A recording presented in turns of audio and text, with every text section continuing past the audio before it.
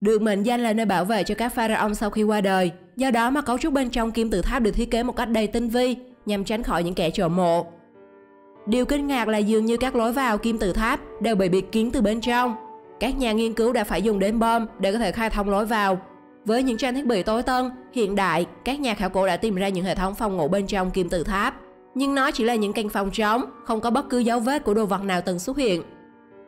Tuy nhiên đó chỉ là bề nổi.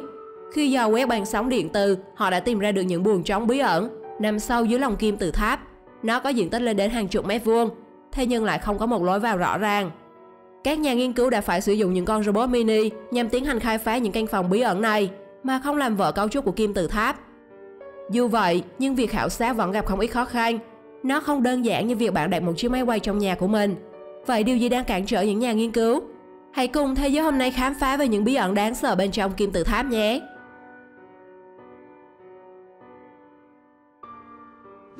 Cạm bẫy. Để bảo vệ giấc ngủ của các vị vua chúa, các lăng mộ cổ thường ẩn chứa những cạm bẫy chết người khủng khiếp. Rắn độc là một trong những thứ vũ khí hữu hiệu được sử dụng để ngăn chặn những kẻ xâm nhập vào lăng mộ, đặc biệt là trong các khu lăng mộ Ai Cập cổ đại. Chúng là những con rắn cực độc, thường là rắn hổ mang với vết mổ chết người. Bên cạnh đó là những hố bẫy khổng lồ, mà dưới hố là nơi cư ngụ của hàng chục, hàng trăm con rắn độc, hay trong sách hoặc đao, kiếm sắc nhọn. Người ta còn tìm thấy được những loại bẫy chất độc. Chúng là loại bụi kim loại sắc nhọn. Nếu kẻ xâm nhập hít phải bột này, cơ thể sẽ bị bào mòn dần và chết từ từ trong đau đớn. Năm 2001, tiến sĩ Zahi Hawass, một nhà khảo cổ học tại Ai Cập, đã trải nghiệm điều này. Khi khám phá một lăng mộ tại ốc đảo Baharia, ông và cộng sự đã buộc phải rút lui sau khi nhìn thấy các cổ vật bị chôn lấp sau một lớp bụi dày khoảng 20 cm. Và đáng sợ nhất có lẽ là các cạm bẫy lời nguyền. Lời nguyền được ghi từ trong nhà thờ của lăng mộ, trên tường, cánh cửa giả, bia, tượng, đôi khi là quan tài. Bất kỳ ai bước vào quấy rầy lăng mộ và xác ướp đều bị lời nguyền của pharaoh ám, sẽ gặp vận rủi và bất đắc kỳ tử. Việc khai quật mộ vua Tutankhamen năm 1923 là vụ nổi tiếng nhất về lời nguyền của pharaoh. Hơn 10 người có mặt tại thời điểm mở cửa hầm mộ đều qua đời không lâu sau đó mà không rõ nguyên nhân. Để tạo ra những lời nguyền chết chóc, những kim tự tháp luôn ẩn mình bên trong một khối năng lượng bí ẩn. Nguồn năng lượng này đáng sợ đến thế nào? Đừng bỏ qua phần tiếp theo nhé!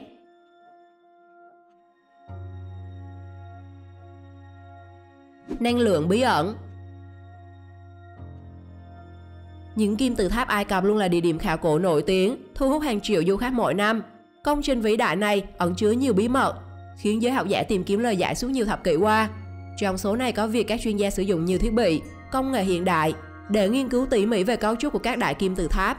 Khi quét hồng ngoại trên 4 kim tự tháp, họ đã phát hiện một bí mật bất ngờ. Các kim tự tháp này có thể thu và hút một nguồn năng lượng khổng lồ. Kết quả nghiên cứu cũng chỉ ra đại kim tự tháp Giza tập trung năng lượng ở bên trong các căn buồng bí ẩn, nơi mà các chuyên gia chưa phát hiện ra.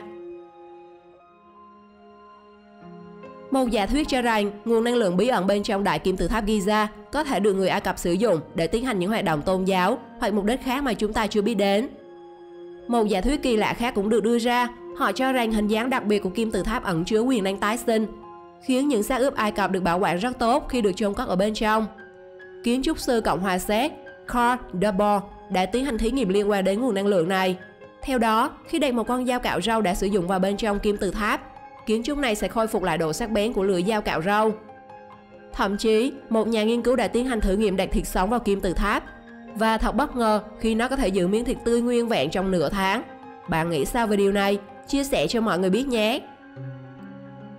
Là công trình kỳ vĩ nổi tiếng thế giới, được người Ai Cập thời cổ đại xây thời hoang sơ, nó khiến các chuyên gia tò mò liệu bằng cách nào mà họ có thể xây được các công trình khổng lồ này. Hãy cùng tìm hiểu nhé!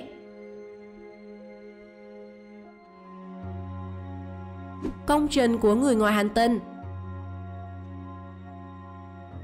Trong bộ phim tài liệu có tựa đề The Pyramid Code, họ cũng đặt câu hỏi lớn về khả năng kim tự tháp Ai Cập được xây dựng bằng việc sử dụng công nghệ cao. Dĩ nhiên là điều đó không thể xảy ra. Thế nhưng bằng chứng về sự tồn tại của các kim tự tháp lại ở ngay trước mắt chúng ta. Những công trình khổng lồ này được cho là được xây dựng trong thời kỳ con người bị giới hạn về công nghệ, thì điều này trở thành vấn đề. Theo nghiên cứu, kim tự tháp được xây dựng từ 2,3 triệu khối đá, với mỗi khối đá nặng từ 2 đến 30 tấn. Có khối đá nặng tới 50 tấn, đem về từ cách đó 800 km. Điều khó tin là tất cả khối đá được người Ai Cập cổ đại đánh bóng, là phẳng và ghép nối với nhau, với độ chính xác và khiết đến mức khó tưởng tượng nổi. Chúng hoàn hảo đến mức mà ngay cả một sợi tóc cũng không thể lọt nổi. Thêm vào đó, không có một văn bản hay dấu tích nào về cách thức xây dựng được lưu trữ, như thể chưa có bản thiết kế vậy. Bên cạnh đó, cụm kim tự tháp Giza có 3 kim tự tháp lớn là Khufu, Khafre và Menkaure, hướng về cực bắc chuẩn xác hơn bất cứ công trình nào trên thế giới. Không những nằm thẳng tuyệt đối với nhau, mà nó còn tương ứng vị trí của 3 ngôi sao lớn nhất của chòm sao Orion. Việc định vị và xây dựng nó một cách chuẩn xác, tinh vi như thế là một điều không tưởng. Do đó, những giả thiết về sự hiện diện của người ngoài hành tinh được đặt ra. Bằng chứng là việc họ tìm thấy bên trong kim tự tháp, nó có những phiến đá được khắc họa, hình dáng như tàu con thoi hay máy bay hiện đại. Thậm chí người Ai Cập cổ từng lưu truyền một loại tiền xu có điều khác y hệt người ngoài hành tinh, khiến các giả thiết càng thêm xác thực.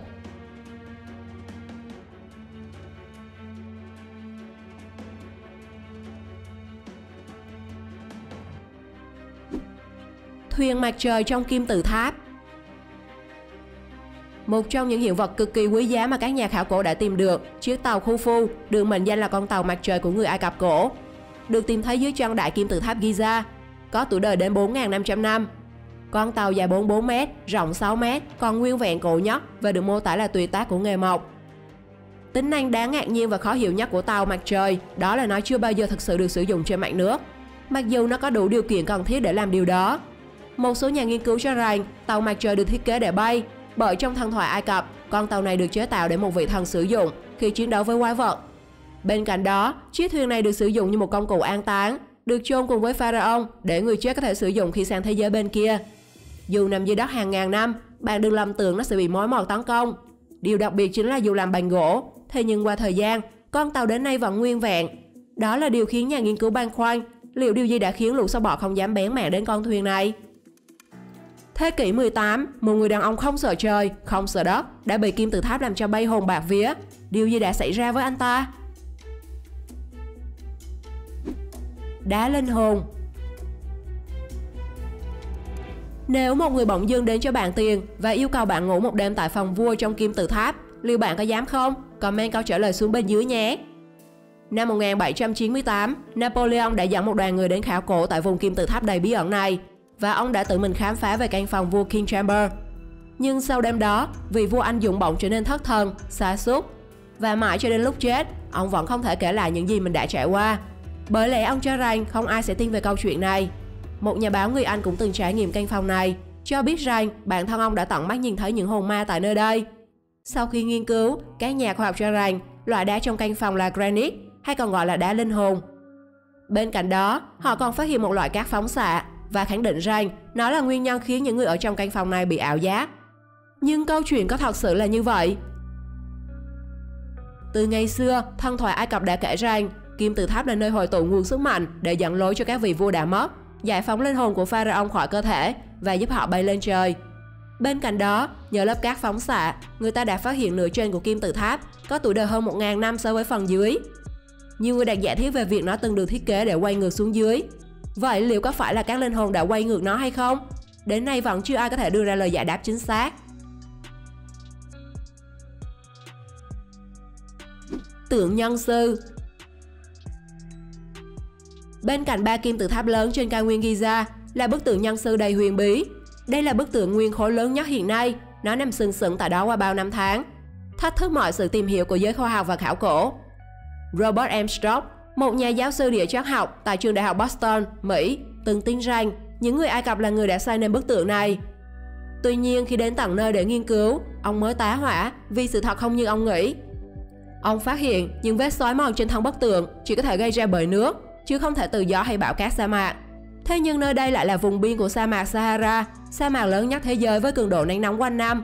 Còn vết xói mòn lại nằm ở phần dưới, vị trí lâu đời nhất của bức tượng, lại giống như nó từng bị ngâm trong nước, hay nó từng trải qua một trận đại hồng thủy trong quá khứ. Nhà sử học David Wilcock đã khẳng định rằng bức tượng nhân sư này có tuổi đời lâu hơn cả những kim tự tháp kề cạnh. Thậm chí nó còn phải xuất hiện ở khoảng thời gian 10.000 năm trước công nguyên. Khoảng đầu thế kỷ 20, nhà ngoại cảm Mỹ Edgar Allan Kay nói rằng ông từng nhìn thấy một căn phòng bên trong tượng nhân sư, nơi ẩn chứa bí mật về địa điểm của Atlantis. Cộng với đó, cậu bé Boris Karr, người thừa nhận mình đến từ sao Hỏa, cũng từng nói rằng thế giới của con người sẽ thay đổi khi bức tường nhân sư được mở ra.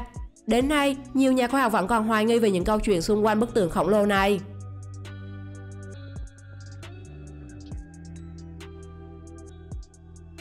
Trải qua hàng ngàn năm, những bí ẩn về kim tự tháp vẫn nằm đó. Bạn còn biết gì về những bí ẩn tại nơi này? Chia sẻ xuống phần bình luận bên dưới nhé. Bấm theo dõi kênh để cập nhật thêm nhiều video bí ẩn khác. Xin chào và hẹn gặp lại các bạn trong những video sau.